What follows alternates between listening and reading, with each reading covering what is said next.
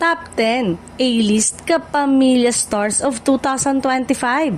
Mga bituin na tunay na nang ibabaw. Number 10, Donnie Pangilinan at Bel Mariano. Ang mukha ng bagong henerasyon ng Love Team. Malakas sa endorsement at may solid na fan support. Isang A-list star in the making. Number 10, Gerald Anderson. Hindi lang aktor kundi co-producer na rin. Ang kanyang versatility at longevity ang dahilan kung bakit nananatili siyang relevant sa industriya. Number 8, BGYO. Patuloy ang pag-angat bilang global ready P-pop act. Malakas sa stream, concert at endorsement. Patunay ng bagong henerasyon ng kapamilya stars. Number 7, a girl group na nagdala ng P-pop na mas mataas na ang antas. Viral hits, sold out shows at massive fan base biniis sa movement. Number 6, Sarah Geronimo.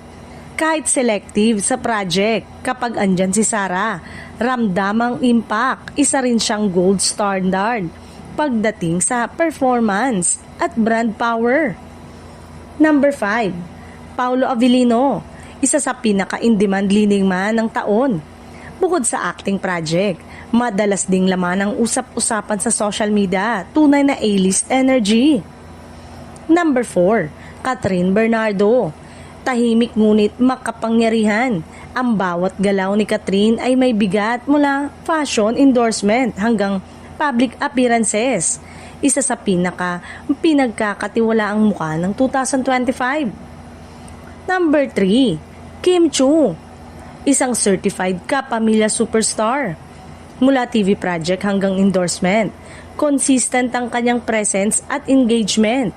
Patunay na hindi kumukupas ang kasikatan.